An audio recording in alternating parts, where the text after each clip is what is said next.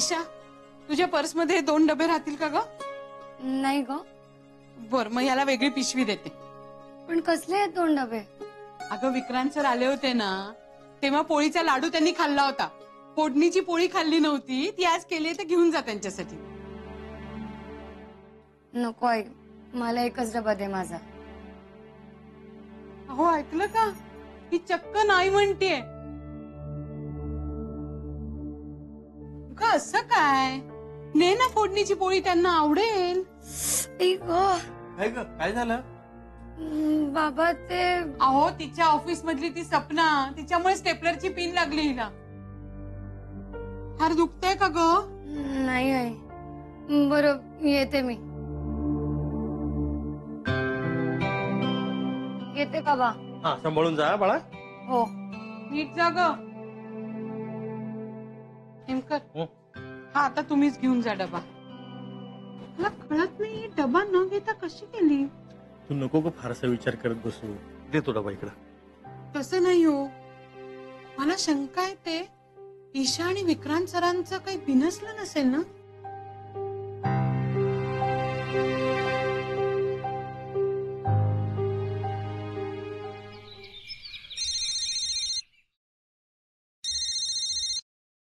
Hello. Hello madam, मी नगरकर बोलतोय. Yes sir, बोला. आजची मीटिंग कन्फर्म करायला फोन केला होता. Oh yes yes yes yes sir. आमची पूर्ण टीम येणार आहे. ओके सर, मी सरांना इन्फॉर्म करते. आम्ही दोघं असू. You all can come. उत्तम. पण गेल्या वेळी त्या ईशा मॅडम होत्या ना, त्या आहेत ना? I will have to check that sir.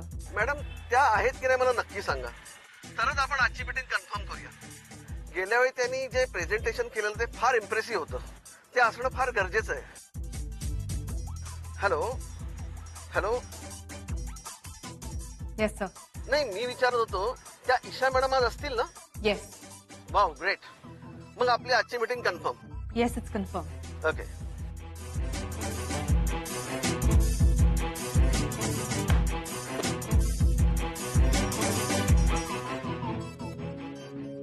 महाराजी, काय झालं महाराजी? मूड ऑफ एकदम. कॅन यू इमॅजिन आता नगरकर काय म्हणाले मला? राजनंदिनी साडीचे डीलर काय म्हणाले? त्यांचा फोन आला होता आता मला विचारत होते ईशा निमकर असतील का मीटिंग मध्ये, तरच आपण मीटिंग करूया. I was like excuse me, कोण ईशा निमकर? आजपर्यंत ऑफिसमध्ये कुठल्या मीटिंग करायच्या, कुठे करायच्या, हे सगळ्या गोष्टी मी ठरवल्यात झेंडे. आणि आता ईशा निमकर असतील तरच हे मीटिंग करणार. Do you think that's fair? डोकं नाही फिरणार? अरे बापरे, काय झालं? मला ना एकदम तुमच्या नावाच्या ठिकाणी ईशा निमकरचं नाव दिसलं नेम प्लेटवर. जरा जास्तच होतंय असं नाही वाटत तुम्हाला? ती माझी जागा घेणार आहे. अहो लायकी आहे का तिची? तिला कामात एवढं डुबवून ठेवेन ना की स्वतःचं नाव विसरेल ती. नाही नाही नाही, तुम्ही असं नका करू, नाही तर तिचं अजून कौतुक व्हायचं. नाही नाही झेंडे, असं अजिबात होणार नाही. त्याची काळजी मी घेईन. करू दे, let her do some donkey work. करू दे थोडा रिसर्च. नवीन आहे कंपनीमध्ये, रिपोर्ट्स बनवू दे. शेवटी सगळं क्रेडिट कोण घेऊन जाणार आहे? मीच. झेंडे, हा प्रोजेक्ट मी माझ्याकडेच ठेवणार आहे आणि ह्या गोष्टीचं सगळं क्रेडिट फक्त आणि फक्त मायरा कारखानेच घेणार. हे आता ठरलंय.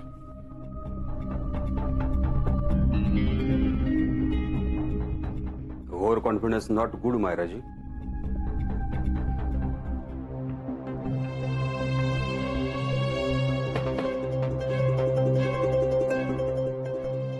घरी निघालीस? नाही मॅम. का? असं बँडेज कडे बघत बसण्याची लिबर्टी आपण फक्त घरी घेतो, ऑफिसमध्ये नाही. Sorry ma'am. You better be. तुझं प्रेझेंटेशन वर्कआउट झालं म्हणून उडू नकोस. What next? नेक्स्ट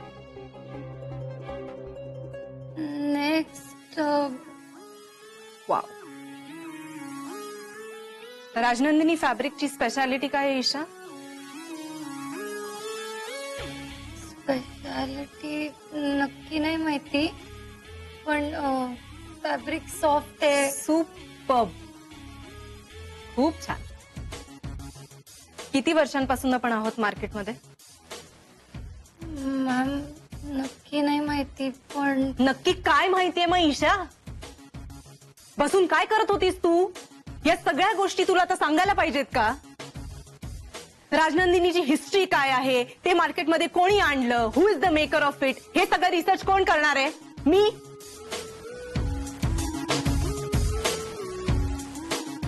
हे बघ, तुझं ते जे प्रेझेंटेशन वर्कआउट झालंय ना, that was your luck.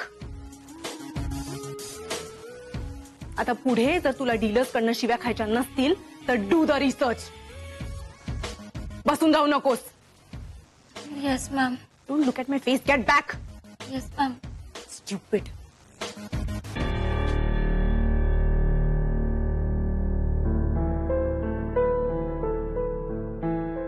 Sir तुमच्याकडे थोडासा वेळ आहे? हा बोल.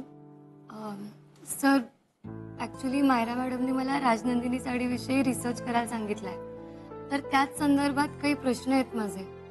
तुम्ही माझी मदत कराल? ऑफकोर्स. सर ही साडी मार्केटमध्ये पहिल्यांदा कधी लॉन्च झाली? नक्की तारीख आणि वर्ष मला आठवत नाहीये, पण साधारण 40 वर्षापूर्वी ही साडी मार्केटमध्ये आली. अच्छा. सर त्या काळी या साडीला कसा प्रतिसाद मिळाला होता? उत्तम. खरं तर सरंजामे इंडस्ट्रीच्या भरभराटीला तेव्हापासूनच सुरुवात झाली. सर या फॅब्रिकला राजनंदिनी हे नाव का दिलं? ईशा, ही सगळी माहिती तारीख वारा सकट उत्तम प्रकारे तुला कोण देऊ शकेल माहितीये? सर तुम्ही ऑफिसमध्ये सगळ्यात सिनियर आहात, तुमच्यापेक्षा जास्त माहिती कोणाला असणार आहे? अर्थात, पण अशी एक व्यक्ती आहे जिला माझ्यापेक्षा जास्ती राजनंदिनी साडीबद्दल माहिती आहे. मला सांगा ना ती व्यक्ती कोण आहे? अगं विक्रांत सर.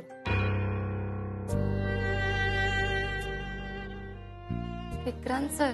हे बघ, ज्या कुटुंबाने ही साडी मार्केटमध्ये आणली त्या कुटुंबातल्या व्यक्तीशिवाय दुसरं कोण तुला चांगली माहिती देऊ शकणार आहे? सर नको, तुम्हीच सांगा ना. घाबरतेस? डायरेक्ट कसं विचारायचं म्हणून? टेन्शन घेऊ नकोस, मी बोलतो त्यांच्याशी. माझं त्यांच्याकडे काही कामही आहे. नाही सर नको, म्हणजे आपण या एवढ्याशा कामासाठी त्यांना नको डिस्टर्ब करायला. हे बघ, ते तू माझ्यावर सोड, ठीक आहे?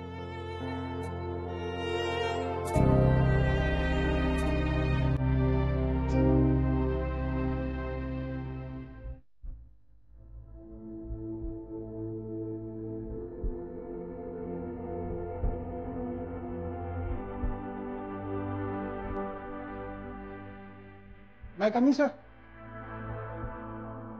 या बघा स्पेया. सर आपल्या 8 रुपये अल्ट्रा रिचार्जच्या टर्म्स ऑफ यूज आणि रिफंड याची पॉलिसी आपल्याला सेट करायची. त्याचे लीगल डॉक्युमेंट्स आहेत. ठीक आहे, मी रिव्ह्यू करतो, मग बोलूया. सर अजून एक, आपल्या ऑफिसमध्ये ईशा निमकर आहेत ना, त्यांना राजनंदिनी साडीबद्दल माहिती हवी. मग माझी एक रिक्वेस्ट आहे सर, तुम्ही त्यांना ती माहिती द्या. त्या ऑफिसमध्ये नवीन आहे आणि तुम्ही त्यांना माहिती दिली तर त्यांना जास्ती फायदा होईल. आणि या प्रोजेक्ट बद्दल तुमच्या एवढी कोणालाच माहिती नाही. ठीक आहे, येऊ सर? त्यांना आत पाठवा. Okay sir.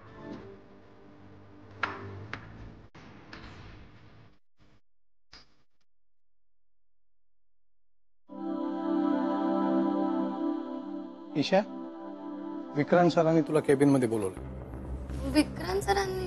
पण काळजी करू नकोस, मी बोललोय त्यांच्याशी. जा.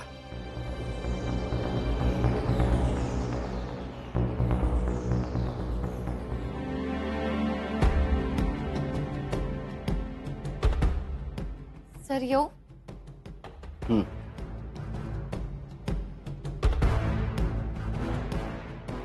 काय माहिती हवी आहे? हो सर. राजनंदिनी साडीविषयी? Yes sir. मायरा मॅमने मला त्यावर रिसर्च करायला सांगितलं. हो, आय सी. त्यासाठी परांजपेनं कशाला पाठवायचं? सर मी हे बघ ईशा, हे ऑफिस आहे आणि इथे फक्त काम महत्वाचं आहे, दुसरी कुठलीही गोष्ट नाही. आणि आपलं जर काम होतं तर ते आपण करायचं, त्यासाठी दुसऱ्या कोणाला मध्ये घेण्याची काही आवश्यकता नव्हती. पण सर आणि इथे प्रत्येकाला काम असतं. हे असले खेळ खेळण्यात वेळ घालवायची काहीच गरज नव्हती, त्याला काहीच अर्थ नाही. सर तुम्ही काय बोलताय मला काहीच कळत नाहीये. खरं म्हणजे ही माहिती तुला कुठनंही मिळू शकली असती, पण तुला ती माझ्याकडनंच हवी होती, हो ना? मग डायरेक्ट माझ्याकडे यायचं, पण तुला यायचं नव्हतं. कारण काय कारण आहे असं वाटतंय तुम्हाला सर? आता इतकं बोललात तर कारण सुद्धा सांगा ना.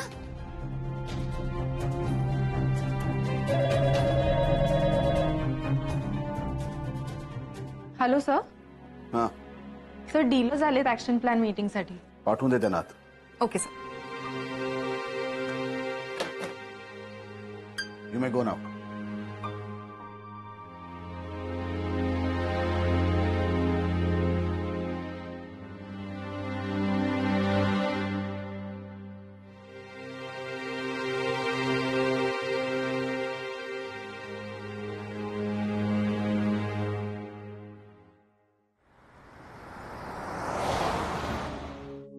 Hello gentleman. हॅलो हॅलो, चला या.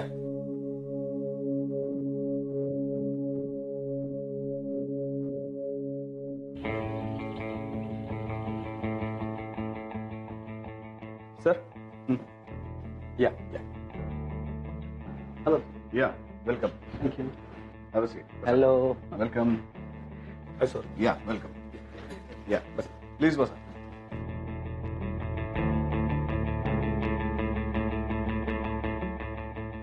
Welcome all. Myra, let's start. Yes. Hello gentleman, तुम्ही सगळे आमचे एलिट क्लायंट्स आहात. सो आजच्या मीटिंगसाठी मी खूप सारा रिसर्च आणि तयारी केलेली आहे. आणि ग्रेट मॅडम. त्या दिवशी प्रेझेंटेशन दिलं त्या ईशा मॅडम कशा काय आल्या? मी आधीच कन्फर्म केलं होतं की त्या पण ह्या मीटिंगला असतील.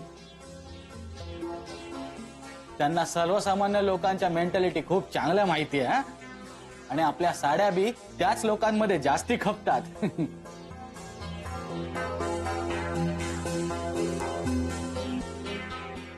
ईशा मॅडम पाठवा. सो राजनंदिनी साडी ही एकेकाळी अत्यंत खप असलेली अशी लोकप्रिय साडी होती. तुम्हाला वेगळं काही सांगायची गरज नाही, कारण तुम्ही सगळे आपल्या कंपनीचे जुने डीलर आहात. पण गेल्या काही दिवसात आपल्या साडीचा खप खूप कमी झालाय. त्याचं काय कारण असेल त्याचा विचार करायला आपण इथे सगळे जमलो.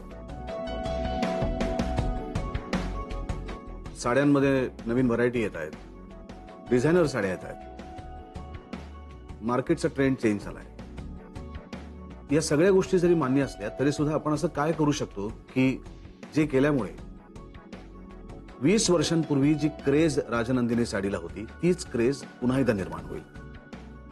तुमच्याही काही आयडियाज असतील तर सांगा, आपण त्यासाठीच इथे जमलोय. May I come in sir? Yes, come in. Isha madam perfect वेळेवर आलात. आता या मॅडम सांगतील आपल्याला की काय पुढे नवीन करायचं आहे ते. हा, हे ना madam?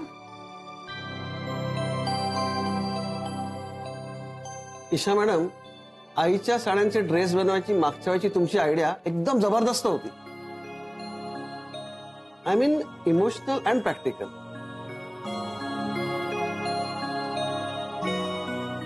That's very correct sir. तुम्हाला ते डिसिजन आवडलं, आय एम व्हेरी शुअर. पण मला असं वाटतं की हे डिसिजन फारच नाईव्ह आणि इनमॅच्युअर आहे. दॅट इज बिकॉज तिला फारसा या गोष्टींमधला एक्सपिरियन्स नाही. द पॉइंट बिईंग की समजा आईच्या साडींमधून आपण ड्रेसेस बनवले तर पब्लिक कुठल्याही ब्रँडच्या साड्या येऊन घेऊ शकतात. मग त्यात राजनंदिनी साडीचा खप कसा वाढणार? I mean our main focus is Rajnandini साडीचा खप वाढावा. So how is that possible Isha?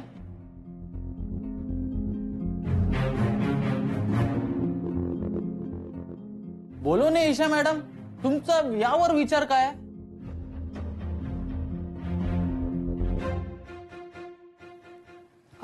मी जेव्हा मागच्या वेळेस म्हणले होते की माझ्या आईच्या साडीपासून मी ड्रेस शिवते, तर तेव्हा माझ्या डोक्यात हाच विचार होता की आईची साडी पुन्हा एकदा वापरली जाईल आणि दुसरं म्हणजे त्या साडीवर खर्च केलेले पैसे सुद्धा वसूल होतील.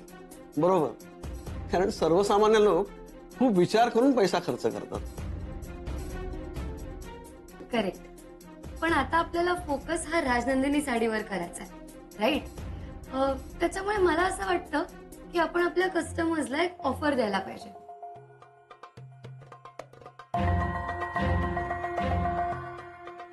हा, म्हणजे ते जेव्हा राजनंदिनी साडी विकत घेतील तेव्हाच आपण ग्राहकांना एक कुपन द्यायचं, ऑफरचं कुपन द्यायचं. ते कुपन मात्र ग्राहकांनी नीट जपून ठेवायचं. But what offer?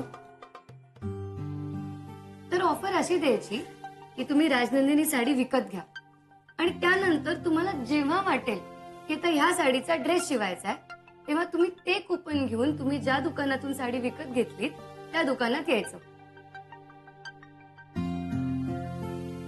तिथे तुम्हाला राजनंदिनी साडीचा राजनंदिनी ड्रेस शिवून मिळेल. Nice. But what about the time frame? Time frame as such काही नाही. ग्राहक कधीही ते कुपन घेऊन दुकानात आले तर त्यांना फुकट ड्रेस शिवून मिळेल, म्हणजे काही महिन्यांनी आले तरी चालतील. म्हणजे बघा, एका साडीच्या किमतीत ग्राहकांना एक साडी आणि एक ड्रेस असं दोन्ही मिळेल. आणि त्यामुळेच मला असं वाटतं की सर्वसामान्यांमध्ये ही ऑफर अतिशय लोकप्रिय होईल.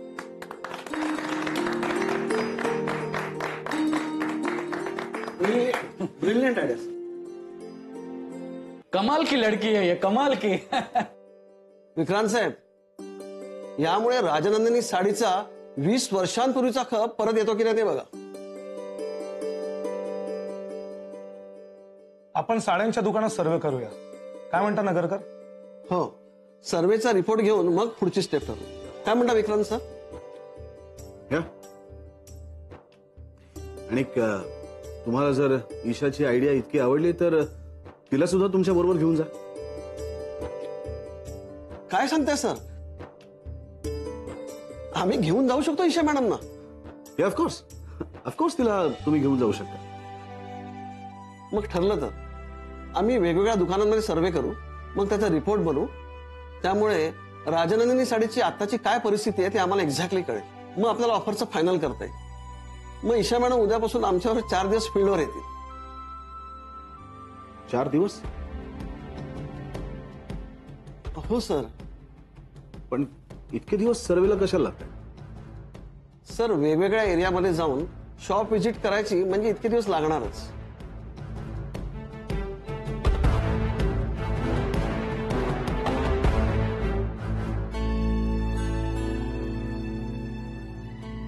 ओके, आम्ही नेहमीच सर्वे 4 दिवस करतो आणि 5व्या दिवशी रिपोर्ट बनवतो. काय ईशा मॅडम, आवडेल ना आमच्या बरोबर काम करायला? हो सर, नक्कीच. वेल, एक मिनिट. मला I just want to ask Myra, Isha जर 4-5 दिवस ऑफिसमध्ये नसणार आहे तर तिच्यावर जी ऑफिसची रिस्पॉन्सिबिलिटी आपण दिली आहे तर त्यांनी काय आपल्या ऑफिसचं नुकसान नाही होणार? ऍब्सोल्युटली नो सर, काहीच प्रॉब्लेम नाही. मस्त झाली मीटिंग. आम्हाला आता कामाला खूप उत्साह आलाय. आपण निघूया. आम्ही निघू सर. हो या. आणि ईशा मॅडम, आपण उद्या भेटूया. Yes sir.